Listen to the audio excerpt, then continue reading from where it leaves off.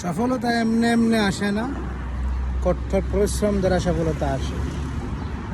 আর যারাই সাকসেস হয়েছে ব্যবসার ক্ষেত্রে, তারা প্রতিটা সময় রিস্ক নিয়ে কাজ করেছে। তারা জানে এটা রিস্ক, তারপরও তারা হার মানেনি, একের পর এক ট্রাই করতেছে।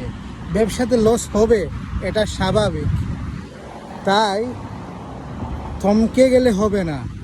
তোমাকে যদি জিততে হয় তাহলে এই ময়দানে লড়তে হবে। সাকসেসের মূল হচ্ছে কঠোর পরিশ্রম।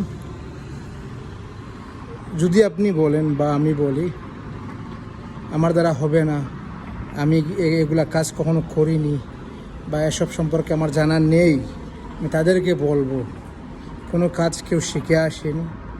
শুরু থেকে সবাই শিখে প্রথমে শুরু করো। আর অন্যের চাকরি করে কোনো লাভ নেই, মায়না শেষে শুধু বেতনই পাবে। আর যদি যে কোনো একটা ছোটো থেকে বড় ব্যবসা করেন, যাই করেন, একদিন এই ব্যবসাটা আপনাকে সফলতা এনে দিবে, এটা গ্যারান্টি।